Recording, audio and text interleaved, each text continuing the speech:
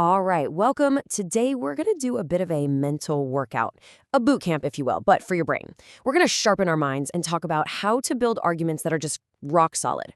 Have you ever had that feeling, right, where you're in a discussion, maybe online, maybe with a friend, and it's like you're just talking to a wall? The conversation goes nowhere. It's so frustrating. And let's be honest, in a world just overflowing with information and opinions, it happens all the time. Well, guess what? There is a way to cut through all that noise. And it's not about being the loudest person in the room. Nope. It's about being the most logical. Think of clear thinking as your own personal secret weapon, the toolkit you need for clarity and, actually getting your point across. Our field manual for this book camp is this fantastic little book by D.Q. McCartney, Being Logical. And look, the whole point here isn't just to learn about logic, but to become a practitioner of it. So come on, let's open up that toolkit and see what's inside. Okay, first up, your logical toolkit. Before we can even think about building a solid argument, we gotta understand what we're building with. And that, my friends, is reality itself. So rule number one, it all starts with the facts. We have to get them straight.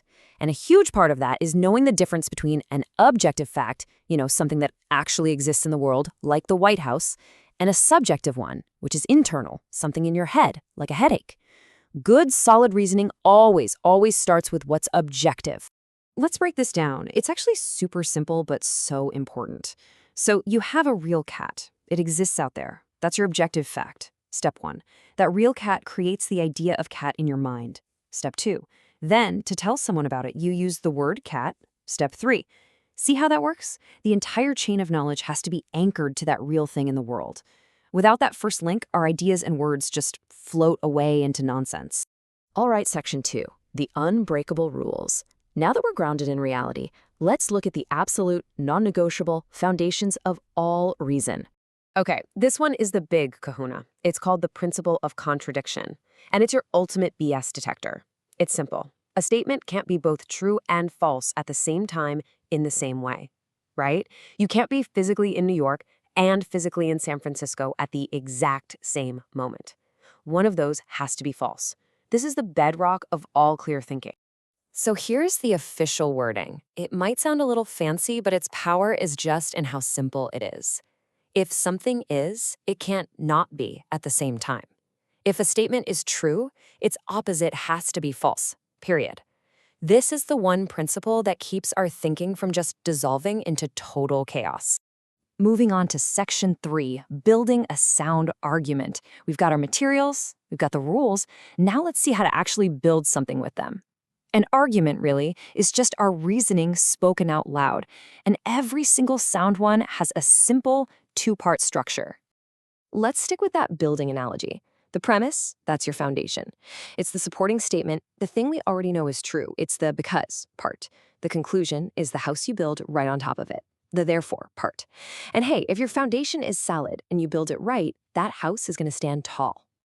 Let's look at a really simple one in action. We start with a premise that's a universal truth, something nobody can really argue with. Premise: all cars have wheels. Simple enough, right? That's a solid foundation. And boom, the conclusion just follows with absolute certainty. If that big universal statement is true, then it has to be true for this one specific car. This is what we call a necessary conclusion. It's pretty much impossible to doubt. But, and this is a big but, what happens when the structure itself is flawed? This is where things get really tricky. An argument can completely fall apart, even if every single statement in it is true. The problem isn't the facts, it's the connection between them. It's like the architecture is just wrong. Okay, check out this classic example from the book. Premise 1, every squirrel is a mammal. True, right? Yep. Premise 2, every chipmunk is a mammal. Also true, no problems there. But then look at the conclusion. Therefore, every chipmunk is a squirrel. Wait, what? No way. That is definitely false. So you feel it, right? It just feels wrong. But why? The individual pieces are all correct, but the final product is broken. What's the structural flaw here? Aha! The culprit has a name. It's a classic fallacy called the undistributed middle term. Now, that sounds complicated, but it's not. The middle term here is Mammal. It's what connects squirrels and chipmunks. But just because two different things, squirrels and chipmunks, both belong to the giant category of mammal, well, that doesn't make them the same thing. You see this broken logic all the time in advertising. Cool people drink this soda. You want to be a cool person, therefore you should drink this soda. It's the exact same flawed structure. And that's just one of dozens of these little mental traps that can trip us up. All right, last section, from theory to practice. We've done a quick run through of the boot camp, so how do we actually put this all together? Because remember, the whole point is to use this stuff, not just know it.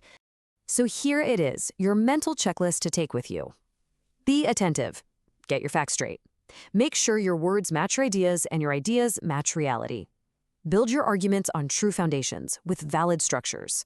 And the big one, avoid contradiction like the plague. These aren't just rules, they're the daily habits of a truly logical thinker. And this quote from the author himself just nails it. Logic is not a spectator sport, folks. It's something you do. It's an active, ongoing practice. The whole goal is to make these principles so second nature that you are logical in how you think, how you speak, and how you act. So I'll leave you with this one final question. Now that you've got this new toolkit, what's the first bit of fuzzy thinking or the first shaky argument you're going to challenge, whether it's from someone else or even from yourself? Go on, get out there and start practicing.